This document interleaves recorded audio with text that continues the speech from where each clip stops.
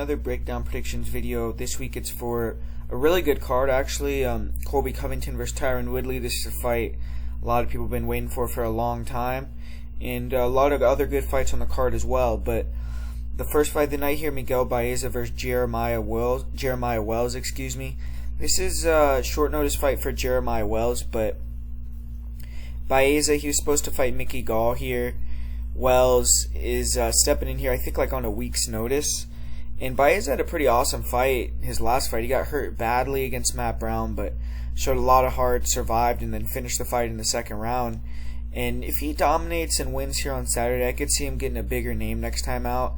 I think that the fight with Mickey Gall was a little bit of a easier matchup for him than Jeremiah Wells. But Baeza, he's a big guy for the division. He's 6'2", he has a long reach. But interesting enough, this guy Jeremiah Wells is only 5'9", but very long arms, man. 75-inch reach. He's actually going to have a slight reach advantage in the fight. But Baeza, he has real nice kicks, which obviously with the height and reach advantage, he'll have the kicking like the reach with his legs advantage there. And he has some nice low calf kicks. He throws some nice 1-2s down the middle. And he throws a lot of front kicks up the middle, front knees. He has real nasty round kicks to the body. And I feel like in this fight he's going to need to try to kind of play the range game, kick a lot, and try to hurt the leg of Jeremiah Wells, because Wells doesn't really check kicks. And stay on the outside, try to avoid exchanging with this guy, because he's shown a solid chin, but he's been dropped. He's been rocked before. He got rocked on the Contender Series. He got rocked against Matt Brown, and he's hittable inside. He's hittable in exchanges. He can get a little bit wild. He can kind of want to brawl sometimes, and that's not a good game plan against a guy like Jeremiah Wells. But Baeza is also a black belt in jiu-jitsu, and he has a pretty good double leg. He almost submitted Victor Reyna. He was able to survive after he got rocked and scrambled back up to his feet against Reyna as well in that fight. But his grappling, he's not super offensive with it. I don't see him trying to take down a guy like Jeremiah Wells. So it's probably going to be a stand-up fight in this one. And he does have a little bit of experience advantage in terms of the UFC experience. He also fought in the Contender Series. But Jeremiah Wells, he's stepping in here on about a week's notice, like I said. But he's a pretty well-rounded veteran of the game. He's won the CES and Cage Fury championships, and multiple shows of CES, he's headlined them. So he's going to be ready for the moment, in my opinion, and he's kind of a beast. Brutal one-punch knockout power, good all-around athlete, very quick. He's light on his feet. He has good in and out movement, stance switching, counter punching. He kind of has a wide stance, and he throws a lot of oblique kicks, front leg side kicks to the body, to the head. He'll throw a lot of round kicks to the body. Big one-shot power in his hands, though. He has a pretty good jab. Likes to come in with the lead hook, straight right-hand combination. And he throws powerful looping hook counters. He has real devastating blitzes, super dangerous. And he's constantly faking, feigning, very fast, and looking to counter punch. So he can kind of make guys kind of hesitant to throw against him. And he has a real long reach also, like I said, so he can dart in with these long straight punches from far out, back you up. And all of his finishes are by KO or in the first round. He has 3 of them. And he's hard to hit as well. And I do believe Baeza could have success, like I said, because I noticed that he doesn't check low kicks. So maybe that's something Baeza is going to try to pinpoint. But on the feet, Jeremiah Wells, make no mistake, the guy's a dangerous guy. And he's very strong. He's a physical tank. In the grappling realm, he looks really good. On top, in the clinch, he looks strong. And he comes forward behind these real explosive punch blitzes. He'll get in on the legs or get in on the clinch against the cage. And once he's there, he has pretty good wrestling. He can get the fight to the ground. And on top, he has solid ground and pound, good control. He likes to get into half guard, kind of just shove his elbow into his opponent's neck, work ground and pound, just kind of be methodical, grind on you until you give him a dominant position, and then he'll get that submission. He did get a rear naked choke in his last fight. He's a brown belt under Daniel Gracie, and he trains with guys like Sean Brady, Eddie Alvarez, so definitely is getting some good work in there, but he hasn't really fared one a lot of decisions. I will say, in his decision with Vinicius de Jesus, I watched that fight. I felt like he won that fight. The decision was very weird. It was a title fight, 5 rounds, and he is only 2-2-1 in decisions though, so kind of his counter-punching style does maybe not lend to the judges very well. But he's gone 5 rounds. He's a veteran for sure. And I'm going to pick the upset here. I'm going to pick Wells. Baeza, he gets backed up. He's hittable. And he could catch Wells coming in, land some low kicks early or land a knee. But I think that Wells blitzes his counter-punching after he backs Baeza up. It's going to cause him issues. And if Wells lands clean, I could see Baeza getting finished. So I'm going to pick Jeremiah Wells via first-round knockout here. Up next in this one, we got an interesting fight here. We got Darrick Minner. He's coming back. He's going to be taking on TJ Laramie. And Minner, he was supposed to make his second appearance in the UFC a little while back, but unfortunately, I think he had some weight cut issues and couldn't make the fight against Jordan Griffin. And his opponent, TJ Laramie, just fought real recently. I mean, I believe he fought a little bit over a month ago and won on the Dana White Contender Series. So now this is going to be his first fight in the UFC. And this fight's a little bit of a similar matchup to the fight that he had in his fight against Swain on the Contender Series. And TJ Laramie, he's a guy that, he's a Canadian, but he trains at Extreme Couture in Las Vegas. He's been training a lot with Cody Stamen and kind of has the same body type, uses a lot of feints, double jabs, hooks, and he's more of a pure wrestler though. He kind of will use his striking to get inside, but doesn't really seem as comfortable striking for 3 rounds. And his striking defensively isn't the best. He has been TKO'd twice.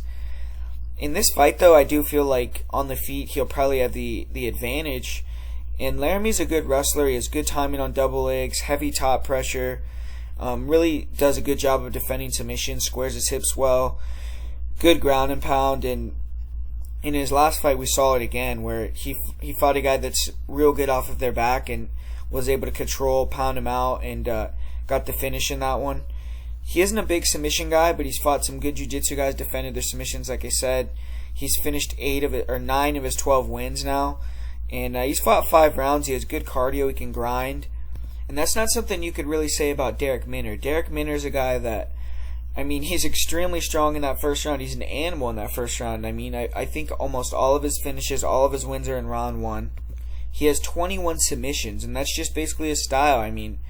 On the feet, he's kind of sloppy. He'll throw a lot of kicks and just try to close that distance. He'll come forward with some sloppy hooks. And, he's a strong grappler. He does a good job of getting you down. He has real nice front chokes. His guillotine is nasty. He has a ton of finishes with the guillotine. He'll attack knee bars. He has decent submission defense himself. And, he's pretty good off of his back on top. So, he could submit you, but his cardio isn't the best. He'll slow down after the first round. He really goes for submissions full bore. And I don't know. I just don't see him submitting a guy like TJ Laramie in the first round. Laramie is a good enough grappler. I've seen him defend a lot of submissions against good guys. He knows what he has to do here, and I just feel like he's going to be able to do it and get the win. Darrick Minner, he's always a dangerous guy to fight because we've seen him in that first round against good fighters like Herbert Burns. He almost took him out. But if you can get past that blitz, Grant Dawson did the same thing. Herbert Burns did the same thing. They rode out the submission attempts and then finished them later on in the fight. So I feel like Laramie is going to get a late second, third round finish. Either it's going to be a TKO or a submission, probably on the ground. And I like Laramie as a prospect. I think he's a pretty good fighter, even though I do think they need to progress him up a little bit slowly. This is probably a good matchup for him, so I'm going to pick Laramie to get the win. In this next fight, we got a flyweight bout. We got Tyson Nam taking on Jerome Rivera. And Tyson Nam is getting a quick turnaround after his fight got scrapped last week. He got weighed in, he was ready to go, but his opponent Machno had a bad weight cut, pulled out. And at 36 years old, being a bigger flyweight, I am a little worried about the 2 cuts in 2 weeks. But Nam looked good in his last showcase. He knocked out Adeshev in less than a minute, and he's going to be looking to build off of that. Jerome Rivera is getting the short notice call here. He recently did compete and won on the Dana Contender Series. He didn't get a contract then, but he's getting one now. And Rivera, he's 10-2. He's riding a 3-fight win streak. His fight on the Contender Series, though, was very close, back and forth. In this matchup, obviously, Nam is the veteran. He has 30 pro fights. Rivera has never faced anyone at the level of Nam before. On the contrary, with Nam, he's faced the best of the best. Even in the UFC, where Nam's just 1-2, his 2 losses came against top 10 fighters. Since moving to flyweight, Nam is 6-3 in his career. He's arguably lost to 3 guys who are in the top 15 in Kai Kara-France, Sergio Pettis, and Zhalgas Zhumagulov. Jerome Rivera, he's fought some UFC veterans like Brandon Royval, Roberto Sanchez, but he lost both fights. And his last win is probably his best win. He beat an 11-1 opponent. And when you look at Jerome Rivera, he's a pressure fighter on the feet. He throws a lot more volume than Nam. But I imagine he's going to want to take this fight to the ground. Rivera stands tall. He tries to stay light on his feet so he can kick. Doesn't really have good hands, but he will skip in with the jab. He has a good 1-2. He doesn't really have quick hands, though. His hands are kind of slow. His chin is high. He holds his hands low overall as well. And he throws a lot of front kicks up the middle. His main objective is to walk fighters down to the cage, shoot in against the cage, and get them to the ground. He also has gotten pretty dangerous in the clinch with his Muay Thai, but he only has 1 finish in his career with strikes. And he is an opportunistic submission artist, though. His wrestling isn't the best, but he will look for doubles, body locks against the cage. He'll hold guys against the cage with double underhooks, and he likes to throw a jab or a straight, then immediately level change. He's good at catching submissions and scrambles. He has gotten taken down in fights, but he's very good off of his back. Like, for instance, this is like a scramble submission he had against, who was it? It was on LFA. I think it was like a Kendrick Lashman. That was who it was. He threw a high kick. The high kick got caught, but, he locked in a triangle right away when the fight got to the ground, submitted him. And he was able to drop Luis Rodriguez with the low kick, then jump on his back in the first round. And Rodriguez was able to scramble with Rivera, and he reversed. He got on top of Rivera for periods of times. He took Rivera down, and that was a good competitive fight. Rivera will attack off his back with arm bars, triangles. His cardio is really good, and he just tries to break fighters and then submit them. He has 7 submission victories, but, he has been submitted, dominated himself by guys like Roberto Sanchez. We saw in his last fight, he was taken down, controlled a bit himself. So this is a big step up for Rivera. He has a lot to gain. And looking at the fight, Tyson Nam, we kind of already know how Tyson Nam fights. Good takedown defense, forward pressure, low volume, but he's a knockout artist for this weight class. He has big power. He can knock you out. He has real good striking. And if you watch Rivera's previous fights and the Dana White Contender Series fights, you just see he doesn't have great hands. Throws a lot of kicks with his hands down, chin high. Tries to force a lot of wrestling and grappling. And he has cardio, but I think Nam is the bigger, stronger man who's going to be able to win in the clinch. And Nam's going to be the one pressuring. I think the forward pressure is going to make Rivera a little uncomfortable.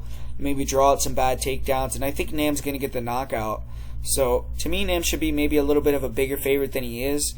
The only thing that makes me nervous is the weight cuts and, having to fight twice in 2 weeks, basically, or having to cut weight twice in 2 weeks, but my pick's going to be Nam, and I'm probably going to pick him via knockout in the first round. In the next prelim fight here, we got Andre Ewell taking on Irwin Rivera. This is a fun fight, man. Both these guys come to fight. Andre Ewell, he earned a win in his last fight, kind of by the skin of his teeth. He earned one of, if not the most controversial decision victory of the year. He lost to Jonathan Martinez in the eyes of almost everyone watching, but the judges are all that matters, and he got the win that night. And Ewell's never won 2 fights in a row in the UFC, so he's looking to finally get some consistency here, get his second win in a row. And Irwin Rivera, he's been very active since joining the UFC roster.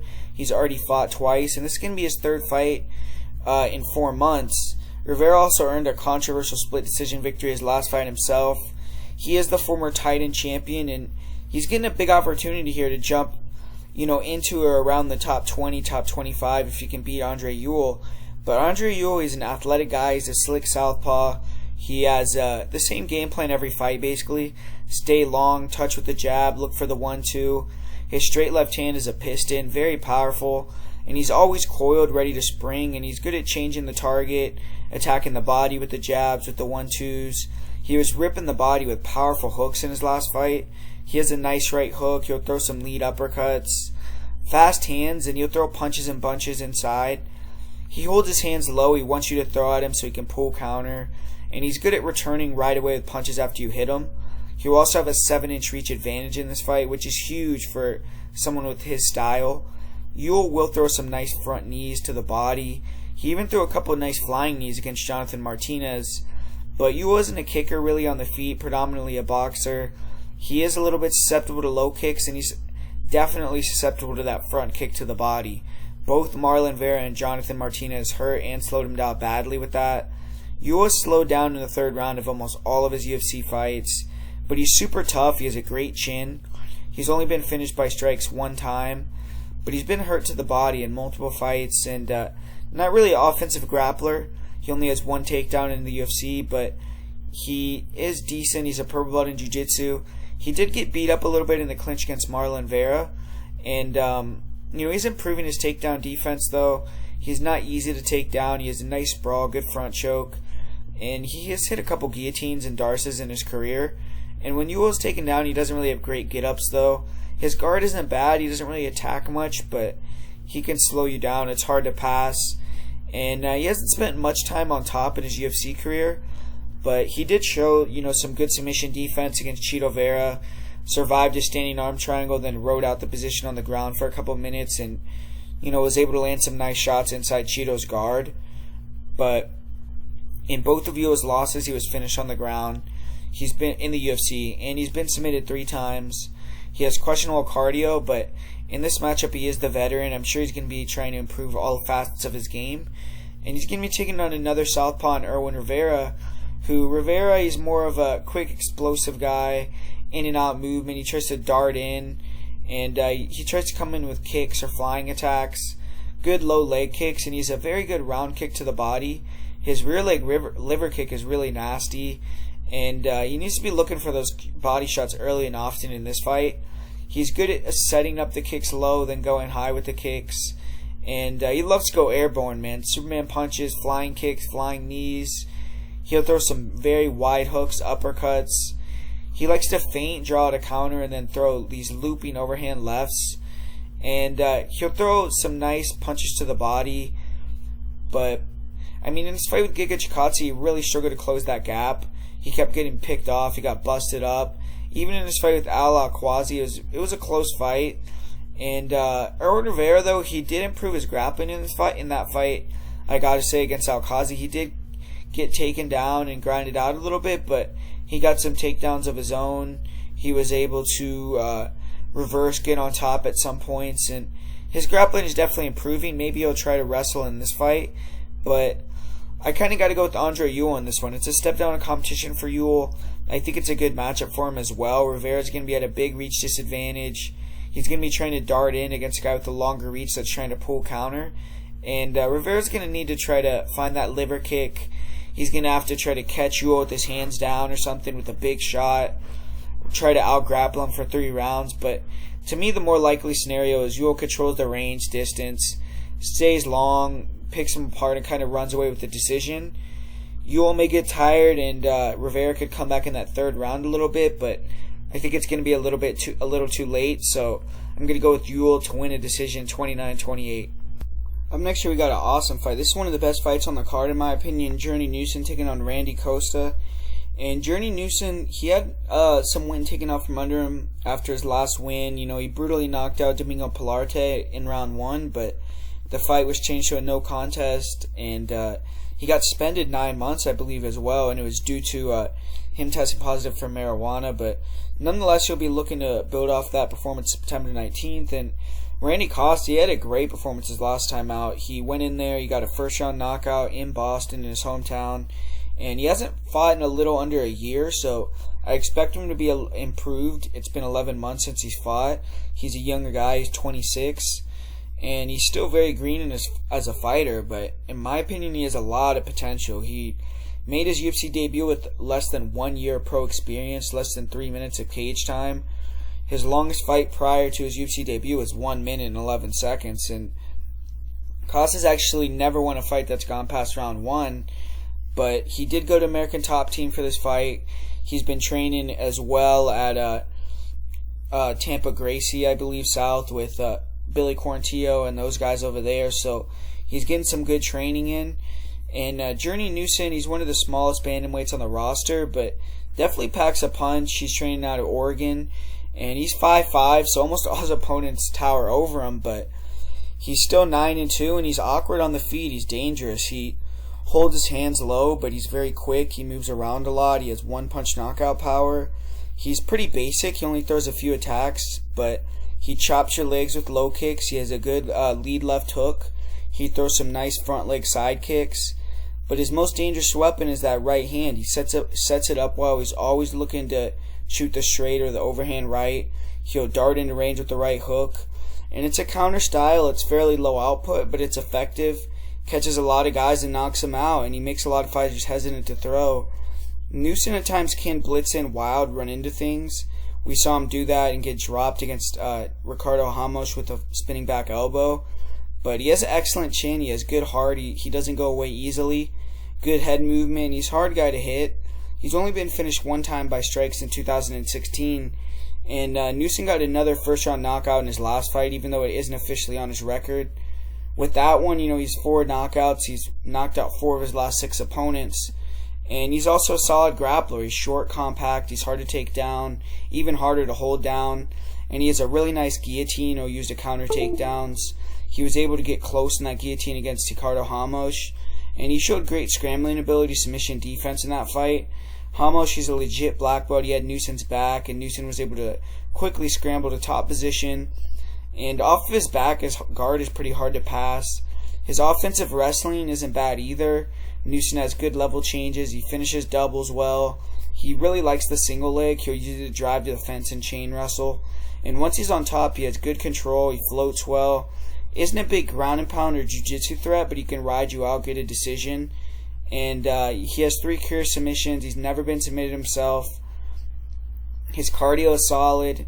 He did slow down a little bit in round 3 versus Ramos, but that fight was on short notice, and he showed a lot of heart in that one. On the feet for Randy Costa, man, he's a freak, dude. He's a bad motherfucker. He's a killer be killed style. Extremely fun to watch. Extremely aggressive. Extremely fast. Fluid in and out movement, a lot of power. He'll constantly switch stances. He gives different angles.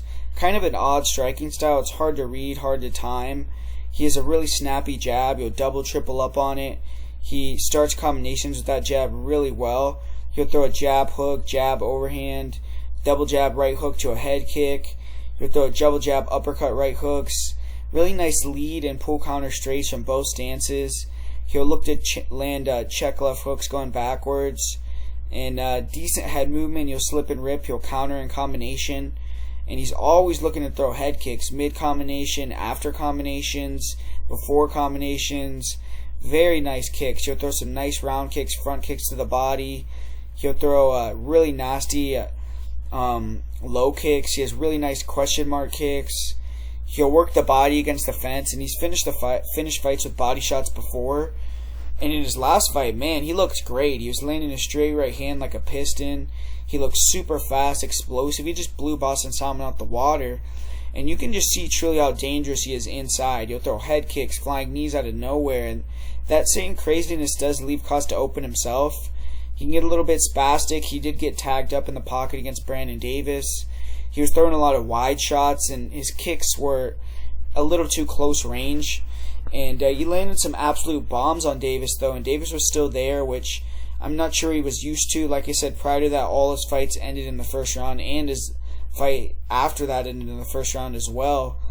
But his chin does look a little bit questionable. He got rocked versus Davis a couple times, and he did stand heavy on that lead leg, got it chopped up a little bit. But he's definitely dangerous. He has 5 first-round knockouts, all 5 wins. Not really an offensive grappler, but he will use the clinch to slow things down. And he doesn't really look for takedowns, but he did look like he defended takedowns very well in his last fight against Boston Salmon. And in his fight with Brandon Davis, he did get hurt, panic wrestle, and submitted. And he was very tired in that fight, so this fight's going to be fun. Any fight with Randy Costa involved is going to be fun. The way Randy fights, he has the chance to knock anyone out in the first round. His takedown defense looks to be improving. He just needs to rein in that wildness, and he could become a problem. But at this moment, we've never seen him pace himself for a 3-round fight. He's never won a fight that went out the first round. And I also question his chin a little bit. Could he come in here and blitz Newson in the first round? Absolutely. But I'm going to go with Newson to either land a bomb on the wild Costa or take him down and use his grappling experience to take a decision. And, I think that Journey Newson will probably get a finish here, though, either in the second or third round.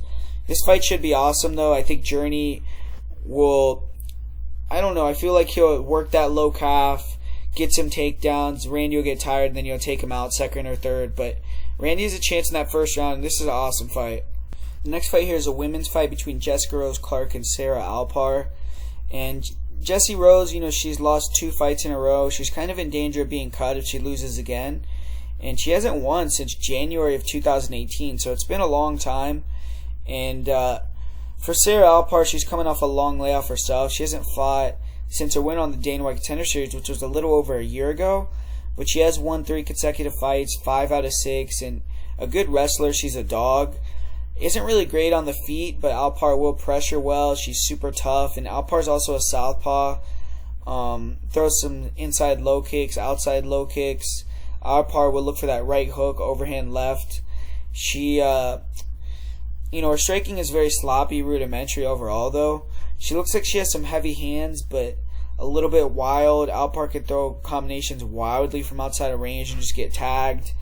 And when Alpar fought Karina Dam, she got dropped twice in the first round. She's very hittable. She does have a good chin. She's durable. She bounces back quickly. But, she definitely doesn't have the best striking defense, and that could definitely be an issue for her in the UFC. She's a strong wrestler, though. She has a good high school wrestling record. She went on to wrestle at college at Oklahoma City University. And she isn't shy about what she wants to do. She wants to get in your face, look for the single. The single leg is her takedown. She'll back fighters up, control them against the fence, and get them down in the clinch as well. And she used a single leg in the first round to take the back against Shayna Young. In the second, she got a body lock, took the back, finished the fight with a rear naked choke. On top, Alpar likes to control, stay heavy. She looks for that head and arm. She likes to get into mount. And sometimes her transitions can be a little bit sloppy. I've seen her buck and roll. I've seen her fall off the back before. And she has been submitted twice in her career. Both are rear naked choke losses. But she hasn't been finished since 2014. She has great cardio, no quit. Constantly is going to be shooting on you. And good control on top. Just a good wrestler. To me, this fight is going to come down to the mindset, the cardio of Jessie Jess, though. Because Jessie Jess is the better striker. She throws nice kicks. She has decent boxing. Even though her striking isn't the best, she's going to be leaps and bounds better than Alpar here. But Alpar is feisty, and if Jess is waiting for the takedowns or just not letting go, maybe Alpar will land some awkward strikes. But Jessie Jess is very strong as well, good in the clinch, good knees, good elbows. In the clinch, I actually see her as the superior fighter, and I think that's how she could win the fight here. I think that she needs to outstrike her, try to keep her at distance with the kicks, but if she can't do that, when Alpar goes for the takedowns, clinch up with her, push her against the cage, control her, knee her a little bit, wear her down, defend the takedowns, and just stay off her back. If she stays off her back, she's going to get the win. I feel like she could even maybe take down Alpar herself, but it's going to come down to the cardio to me, because Alpar can grind, and if she can take the back of Jessie Jess when she gets tired, potentially she can get a finish, something like that. It's been a long time since we've seen Jessie Jess get a win, but I'm going to pick her here to get a decision victory over Sarah Alpar. I just think that Alpar's path to victory is grappling, but Jessie Jess is a stronger girl. She's going to be maybe a little bit more physical, maybe a little bit too hard for Alpar to grind out. And on the feet, I think Jessie Jess has the advantage. Definitely has fought the better competition, so the pick here is going to be Jessie Jess via decision. We got another good one in this next one with Jordan Espinosa taking on David Dvorak. And it's an interesting fight. It's kind of a clash of styles. It's a guy in Jordan Espinosa who really bases a lot of his game off of athleticism, speed, quickness, being the bigger guy at times, and just being able to, just out-athlete you in a lot of fights. And David Dvorak, he's more of an analytical guy. He's a former professional chess player, comes forward, behind a lot of feints, has a good game plan, tries to break you down and take you out in the later rounds. He's very deliberate, whereas Jordan Espinosa, very fast twitch, tries to, get knockouts, move in and out, be a lot more flashy. But Jordan Espinosa did look good in his last fight. He had a real nice jab. He was moving a lot. He was pulling Mark De La Rosa into counter punches, pulling him into takedown attempts, and barely got hit in that fight. He looked very good, but the same thing that happens to him in a lot of fights happened again, where in that third round he did get a little bit tired. He slowed down, and De La Rosa had his best moments in that third round. Against a guy like David Dvorak, you don't want to slow down. And also with Espinosa, just like always, his striking looks good when he can keep it at distance, when he can keep it at range, when he can walk you into shots, when he can be jabbing and moving. But if you can get him in the pocket, you can get him to trade. Definitely has a vulnerable chin and holds his hands low. He could sometimes throw kicks with his hands down. And he also leans back a lot instead of moving his feet. He'll lean back after he punches, tries to avoid getting hit, and he darts in with his hands down at times. He is a hard guy to hit when he's going backwards due to his speed, but I've seen him rocked, wobbled in fights. He's never been finished by strikes, but it's been close a couple of times. But he is a former wrestler. He has some decent front chokes as well. And, he has good submission defense. He has, I think he's only been submitted 4 times, but it's more like he'll get hurt on the feet and then submitted. It's not like he's like diving into submissions or anything like that, but he definitely doesn't want to go to the ground with Dvorak here unless he's on top. If Dvorak gets on top of him, takes his back, it's going to be a big issue for him. But David Dvorak, like I said, he's a very deliberate guy. He's won 14 consecutive fights, finished 13 of them, and looks like a pretty high-level striker. Good distance control, throws a lot of feints, fakes. He's already pretty big for the division. They're going to be around the same size here, him and Espinosa. And he has fluid straight and hook punch combinations. He has good counter punching, real nice step-in knees. Kind of a skillful striker. He has real nice kicks. He can be low volume at times, but picks it up as the fight goes on. And he's a well-rounded grappler. He has good timing on his shots. He's really good at taking the back. And once he takes the back, he's very strong there. He has 6 rear naked choke victories. And the biggest advantage that he has in this fight is his cardio, man. He should be able to push hard. I think he has the better fight IQ too. And I just think that forward pressure, I think David Dvorak is going to be attacking the body, attacking the legs, going up to the head, attacking all parts of the body, trying to wrestle, and trying to push a higher pace to make Jordan Espinosa a little bit tired. And I think that's what's going to happen. Maybe Espinosa will look good early, first 2.5, first 3 minutes, but I think Dvorak will start breaking him down. And I actually think Dvorak will get a late finish, whether it's a submission with the rear naked choke or a TKO on the ground. I feel like he's going to get it done on the mat. I'm actually going to say a rear naked choke. So 3rd round rear naked choke for David Dvorak here, and I'm pretty confident he's going to get it done. Up next here we have a fight I'm not going to spend a ton of time because I feel like it's kind of a trap. I do think that a lot of people are going to be betting and backing Mayra Buena Silva here, and I do feel like she's going to get the win. But I don't know, something is just keeping me off being super confident here. When you look at the fight, obviously Borella, she's lost 4 out of 5. She's older, and she only has one path to victory in this fight. Get the takedowns, control on top, avoid the submissions, and grind out Mayra Buena Silva to a decision. But Mayra Buena Silva on the feet is going to have a big advantage. She hits hard. We saw in her last fight with Marina Moreau, she really busted her up, had a good showing. She submitted Jillian Robertson. So her 2 fights in the UFC have been fairly impressive. And, Mayra Romero Borella does have good wrestling. She can get you to the ground. But we've seen her out-grappled by girls like Montana De La Rosa. And Mayra Buena Silva, she isn't going to be looking for takedowns, I don't think. Her wrestling doesn't look that good. That's how she lost her last fight. She got controlled in the clinch, got controlled on the ground. But, she did hit a submission on Jillian Robertson when she got taken down. And we've seen Mayra Romero Borella submitted before. We saw her submitted with an armbar in her last fight.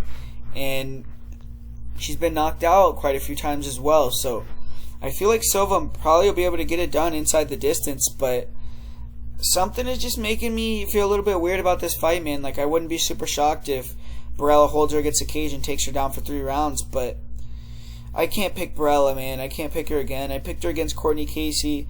She got the takedown. I was like, alright, she's looking alright. It wasn't like I put any money on her, but she got submitted real quick in the first round with an armbar, so I just can't trust her, man. She's got knocked out. She's gotten submitted. She's lost decisions.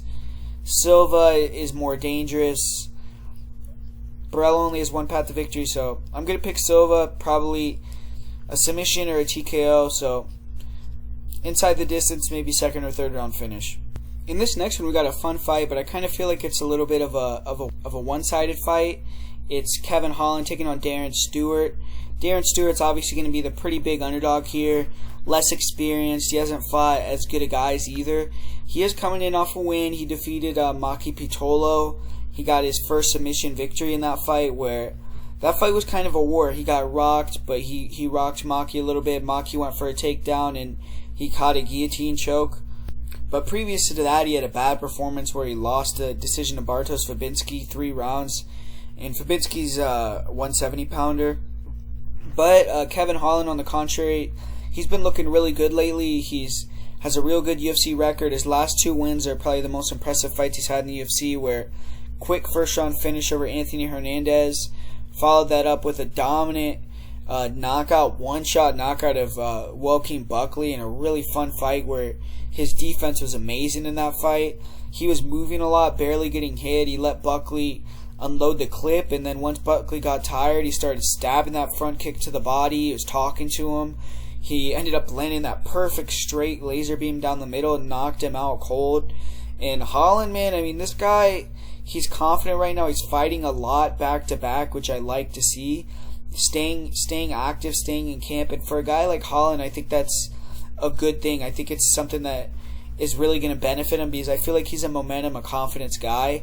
And the more times he sees these knockouts, he's going out here being more of a tactician, or he's not fucking around as much. He's not being crazy. His last fight was awesome, man. I mean, he went for a couple takedowns. He kept it on the feet. He showed great defense. He wasn't playing around much.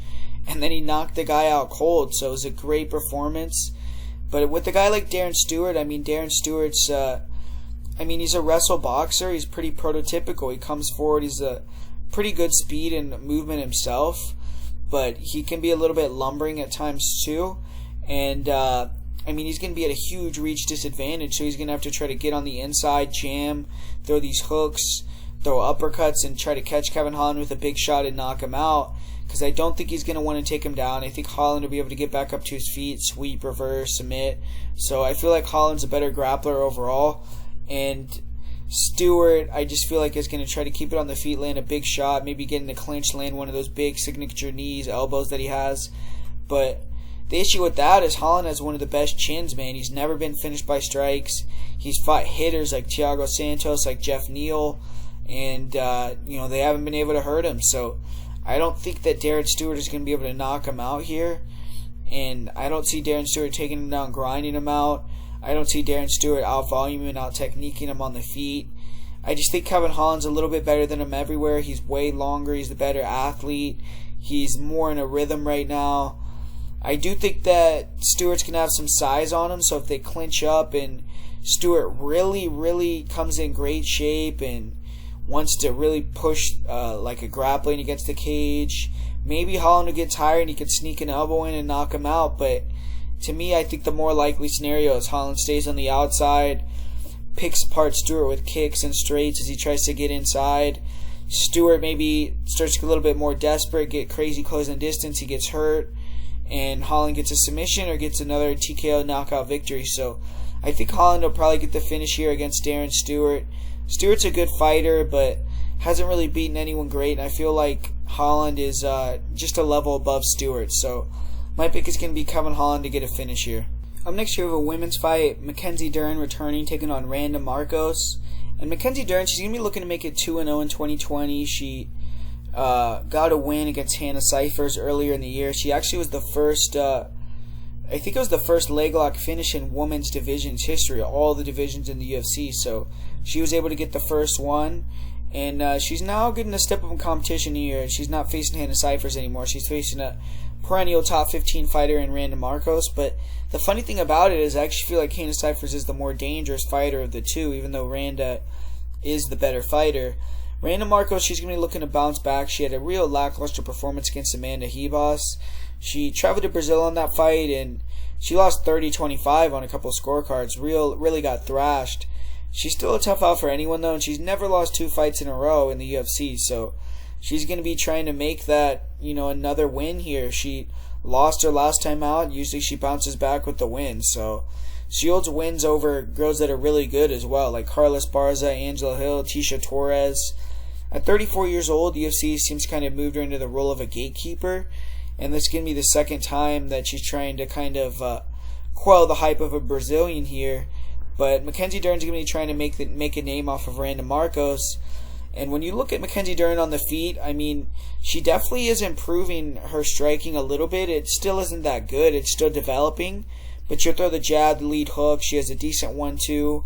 Powerful overhand right. She wings hooks. But, she pulls back with her chin high. She's hittable. As far as kicks go, Dern will throw some occasional body kicks and leg kicks, but not many. She has dropped girls and submitted them, such as Amanda Bobby Cooper, but she has no knockout victories. And she's tough, though, and I feel like she's getting a little bit better with her defense. We saw against Amanda Ribas, she wasn't opening up as wide, and she wasn't getting hit nearly as much on the feet. And in terms of the grappling, obviously everyone knows Dern's probably the best jiu-jitsu girl in the UFC. She's one of the best jiu-jitsu girls of all time. Really good leg locks, really good on top, off of her back. She's gotten quite a few submissions in MMA. You don't want to take her down, so I don't think Randa's going to take her down because she has a really slick high guard, real good leg lock. She'll roll for omoplatas. She has a real nice rear naked choke. She's really good, man, on the ground. Amanda Ribas was able to kind of control her a little bit on the map, but Ribas was smart. She was taking her down with real short time left in the round, and just being very, very, very defensive when she got on top, not really doing much, and just using that to win the round. So it wasn't as if she was like dominating her on the mat or anything, but it was a smart game plan overall. I just don't think Randa will be able to replicate that. I mean, I've seen Randa threatened with submissions against girls like Ashley Yoder. She's gotten submitted by Courtney Casey, and I feel like on the ground, that's not really where Randa wants to be in this fight, even if she's in top position. I think Randa, this is a tough matchup for her, man, because on the feet, I mean, we've seen her fight grapplers on the feet, like when she fought Claudia Gadelha, and she just doesn't let the offense go, man. I mean, she'll throw the jab out there, and I mean, that's it. She doesn't really do much with the hands. Even in her fight with Amanda Ribas, man, I mean, it wasn't a lot of action coming from the side of of Randa on the feet, and I do feel like, I mean, Randa knows this is a big fight for her, so she's usually good, like I said, coming off of losses, but she'll throw some straight punches, hooks close the distance, some overhand rights, left hooks, but I mean, she doesn't do much in fights, and very low output. I feel like Dern is going to be able to hang on the feet. She's going to be the more power hitter, and I mean, she has a good single leg, which I feel like she could potentially use to take down Randa Markos. She's also decent in the clinch as well. She's going to be the much bigger girl in there. I think Dern, maybe it'll be a unanimous decision, maybe it'll be a submission, but I think Makenzie Dern is going to get the win here. I know Randa Markos is doing the win-loss thing, and she has a lot of experience edge here. She's fought a lot better girls, but I feel like she's on the decline. She's 35. She's not letting go as much on the feet. I believe she said she's also at a tough training camp because she lives in Canada, but she does spend a lot of time training in the United States, and she hasn't been able to do that. So I just feel like Dern is in a better spot here. She should be able to get the win. So my pick is going to be Makenzie Dern to win. I'll say unanimous decision. Man, up next here, this is going to be another short breakdown. Not because the fight isn't awesome. I mean, it obviously is a great fight. But I'm going to need your guys' help here, man. I'm really struggling with this pick. We got Johnny Walker. He's a fallen star right now. You know, he's looking to kind of reclaim some of that shine.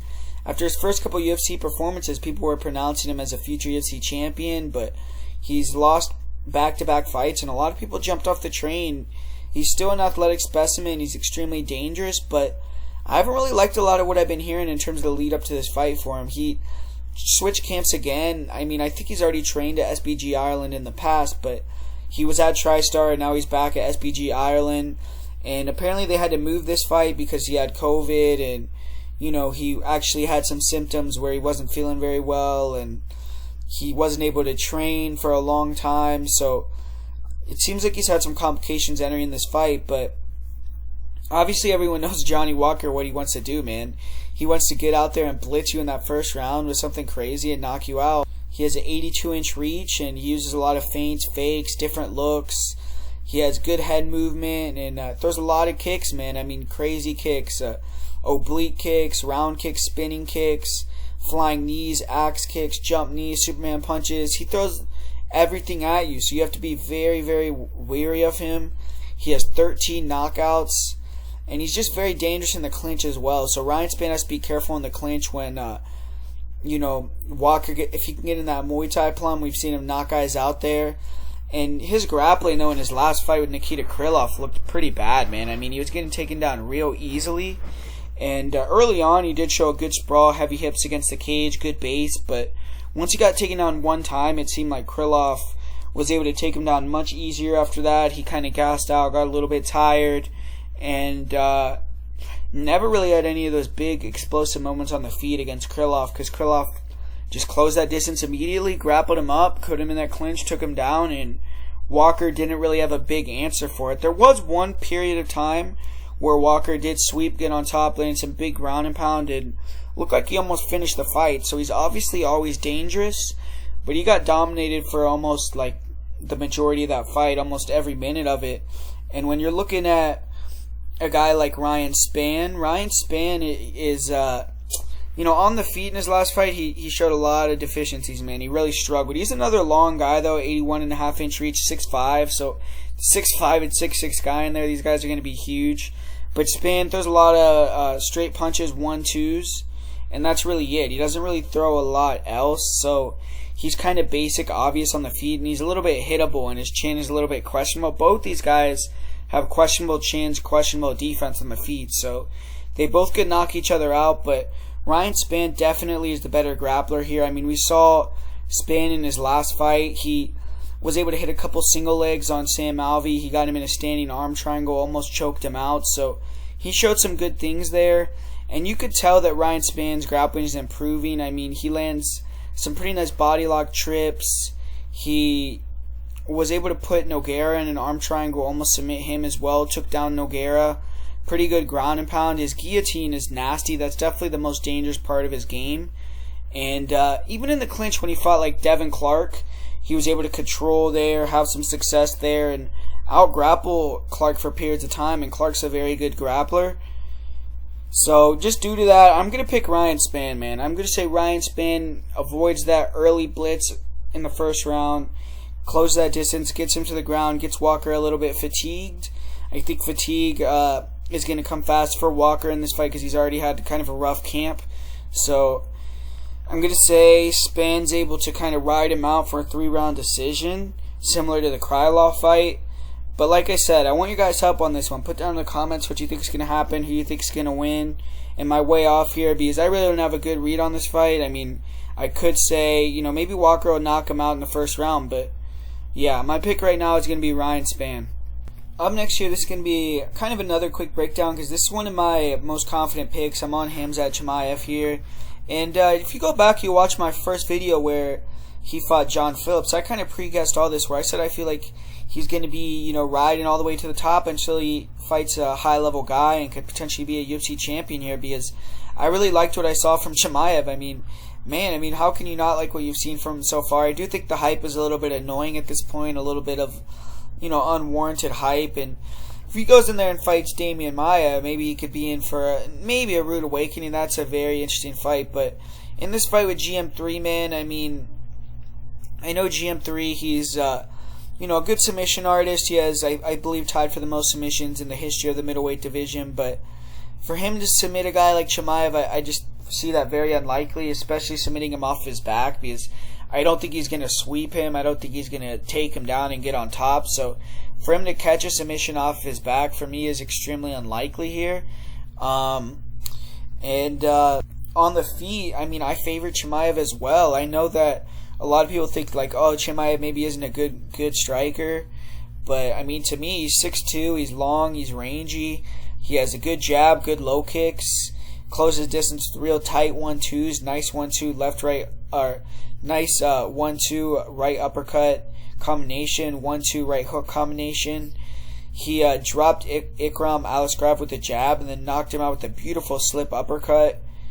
He's very aggressive closing the distance, and he just works to get you to the mat. And GM3, I mean, he's a guy that really, on the feet, he has a big, nice body kick, but a slow guy that tries to use his boxing, tries to use the jab and fight a slow-paced fight. I don't think that's going to work against Khamzat, man. I think Chimaev is going to blitz, come over the top with explosive combinations, work for the takedown, put GM3 on his back. And, I mean, GM3, we saw him get knocked out badly in his last fight against Ian Heinisch.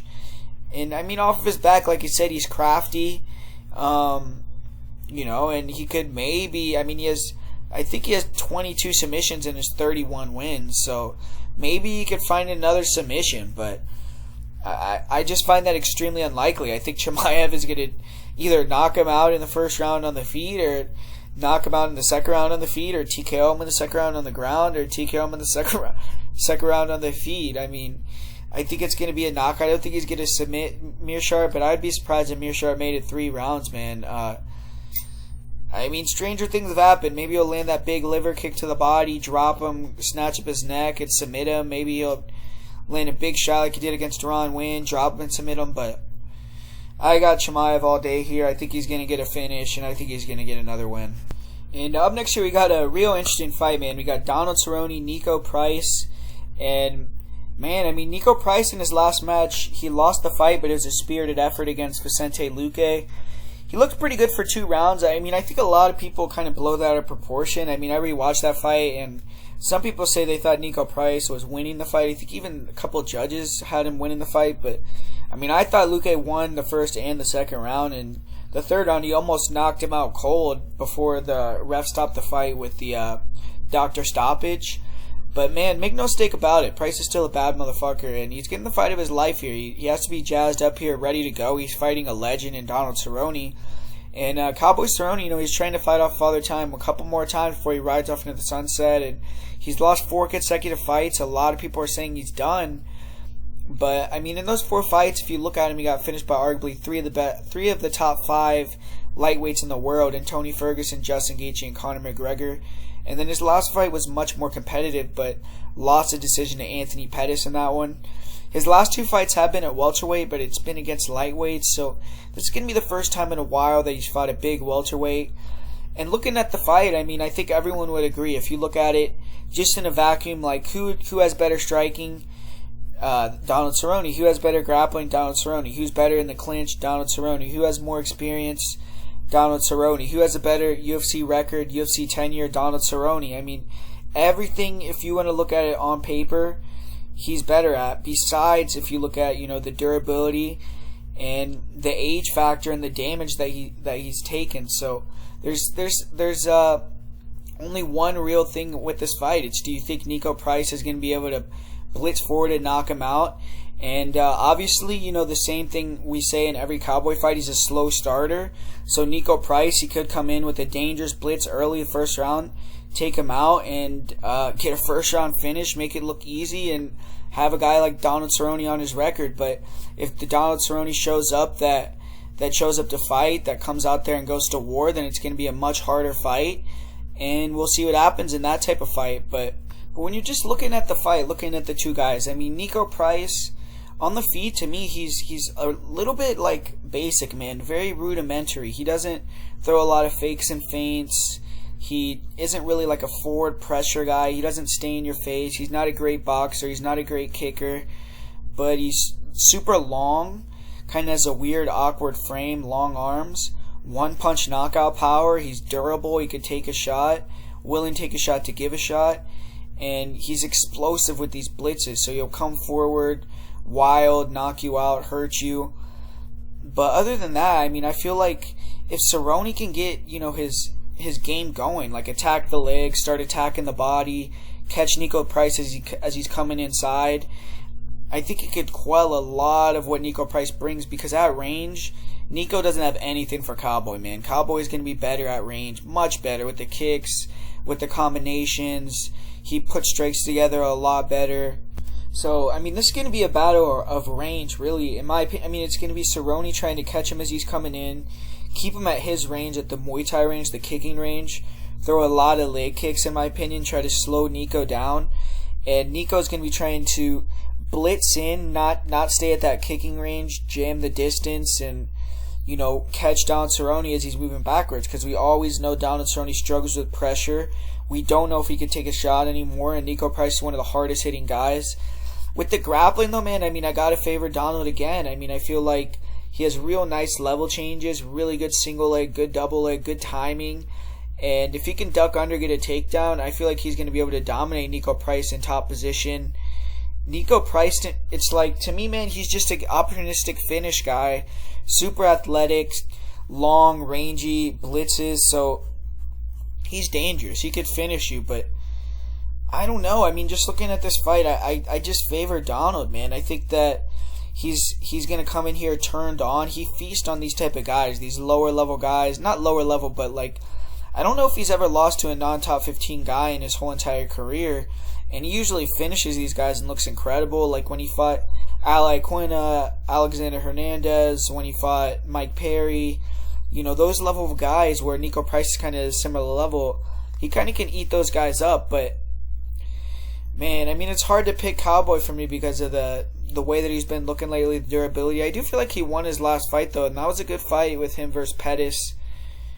It's just Niko Price, man. He is super basic on the feet, in my opinion, and I think Cowboy, if he doesn't get caught early, if he comes in here turned on, he's going to start to be able to get the reads, get the timing on that. He's going to start chopping the legs, catching Niko as he's coming in, make Niko slow those blitzes, and once Niko gets a little bit hesitant, starts sticking on the outside, then Donald could really go to work, really start beating him up with combinations, walking him down, getting his game going, and I feel like if he can get on top of Niko Price, he can maybe finish the fight that way as well. So I'm going to roll with Donald one more time. I'm going to pick Cowboy Cerrone.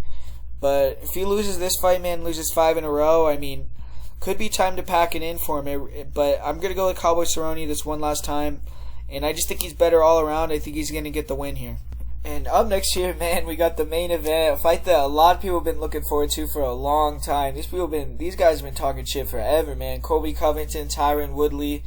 I mean, we all know what it is with these guys. Tyron really was the champ. Covington really wanted his crack at the belt. He won the interim belt, and they're going back and forth, but they're both accusing each other of ducking each other, and they are former training partners, so they're talking shit about who got the better of each other in camp, blah, blah, blah. But now it's a little bit different. You know, Tyron Woodley, he's lost 2 in a row. He's gotten dominated for 10 consecutive rounds. And Colby Covington, he finally did get that shot at the title, but he lost against Kamaru Usman too. They both lost against Usman. I mean, Covington's fight against Usman was much more competitive, obviously, and one of the best fights, title fights of all time, in my opinion. But they both lost, so they both didn't beat Usman. It wasn't like Colby did something better. And then Colby went to MMA Masters, man, so he left American Top Team, so there's a little bit of, tumultuousness in that. He's coming to a new camp. Who knows 100% how he's going to be gelling with those training partners, with the coaches and everything, but he's going to come in here looking great. I mean, Colby Covington, he's a world-class athlete. Both these guys are, championship-level fighters. Even though Woodley's looked horrible in his last 2 fights, it's, this is a big one for him. He has to be motivated. It's going to be a good fight, in my opinion. And, we'll see what happens. A lot of people think Colby's going to blow him out of the water, just destroy him in this fight. I think it's going to be a little bit closer than that. But in terms of how the fight's going to go, it's obvious. Both these guys' game plans, Colby Covington, he's a guy that he drowns you with pressure, so he comes forward, likes to walk you down, get you to the fence, throw these, low power, high volume, stinging shots where he's just touching you a little bit, and then you'll come over the top with these looping hooks behind the ear and try to knock you out, try to wobble you, and he was able to rock Kamaru Usman a lot with that, where he would just touch him a few times with the jab, then come over the top with the loop-in right hook behind the ear, kind of wobbled him a little bit. And you could definitely tell, like, he doesn't have power in his hands, but he'll put some pop in his punches. You have to respect the shots.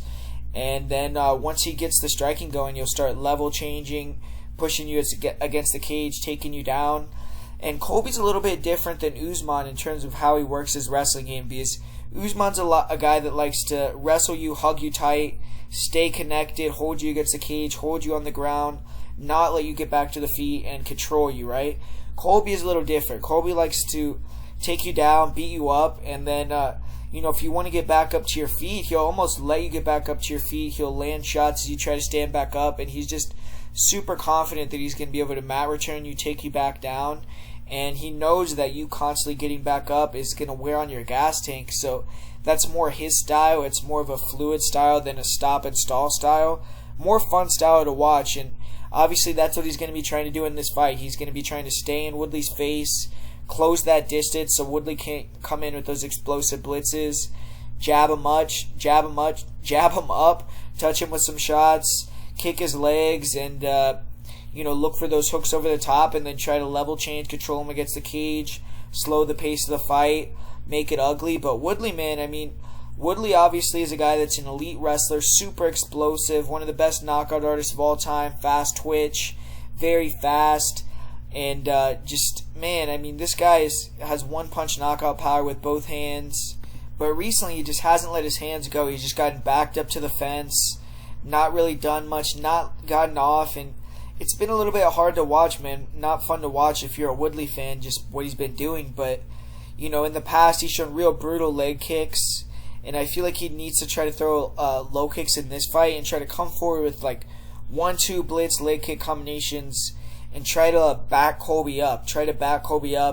And Colby, needs to be weary of throwing those jabs and those hooks in the pocket and standing in front of Woodley, man, because Woodley still has that one-punch power, that explosive counter ability, and he could put you out if you're just standing in front of him jabbing up. And sometimes Colby obviously is a little bit defensively irresponsible, like we saw against Usman with his jabs, leaving his chin high, things like that, and Woodley could knock him out. He could touch him and KO him. It's always possible. And Woodley's going to be very, very motivated for this fight. Obviously, he's going to be having to keep Colby off him in terms of the grappling. If he could stay off his back, stay off the cage, it's going to be a really interesting fight, because in the center of the octagon, this isn't going to be like a Gilbert Burns or a Kamaru Usman, guys that have big knockout power, right? It's going to be Colby, where I think Tyron's going to be a little bit maybe more incentivized to throw, one, because he hates the guy, and two, because maybe he doesn't feel as much that there's a threat of a knockout. So I do kind of feel like this is a better matchup for Woodley than his last two fights, because he has a guy that's a little bit sloppy at times with his striking and his boxing in close range, that gives you more opportunities to strike with you than a guy like Kamaru Usman, and that isn't as technical or as explosive and heavy as a hitter as a guy like Gilbert Burns. So, I feel like Colby, he has the blueprint to get the win. Tyron's going to back up to the cage, so he's going to touch him a little bit, get in on the legs, control him. I think in this fight, Colby might try to stay connected a lot more. I don't think he's going to try to be like how he did against Robbie Lawler or Usman, where he's trying to strike at all. I think he's going to be trying to stay connected. I don't even know if he's going to be trying to let Colby back or Tyron back up so he can mat return him. I think he might try to just control him against the fence, control him on the ground as much as possible, get him tired, and because he knows, man. He knows. I've listened to a few of his interviews too, where he hasn't really been talking a lot on the lead up to the fight since it's been booked, and he's saying he can't look at the money line because he knows it's going to be a closer fight than that's indicating, because they train together, man. So I'm sure that Woodley's had his good days, Colby's had his good days, and Colby knows he has to be sharp, turned on, ready to go for this one. But it's almost impossible to pick Tyron Woodley, man. Just the way that he's been fighting recently, his age at 38, it just looks like he's maybe over the hill. He doesn't throw as many punches anymore. But, man, if there was any fight that would get him motivated, it would be this one. If it was any fight that would get him up, and for him to get a knockout, for him to get a big finish, something, it would be this fight, man. So I'm going to go with Colby Covington to win a decision here. But I think Tyron Woodley is going to fare a little bit better. I think he might win a round or two. But I don't know. If he can't get the finish, Colby will probably get the win. And I think Colby will get the win here. So Colby will probably win a decision. And maybe 49-46, 48-47, 50-45. But I just feel like Tyron has a better chance in this fight. We'll see what happens. But I got Colby Covington here for the pick. So there you have it, guys. That's the full card breakdown for UFC Fight Night Colby vs. Woodley, UFC Vegas 11. And for the parlay of the week that I'm going to give you guys, it's going to be Khamzat Chimaev and TJ Laramie. And for my most confident pick on the card, it's going to be Chimaev. For the underdog play of the week, I'm going to say Donald Cowboy Cerrone. Another play that I like on this card quite a bit is David Dvorak. I also think Tyson Nam via knockout is a solid play as well. So those are a couple things that I'm looking at. So thanks for watching, guys. Thanks for supporting, and I'll talk to you guys later.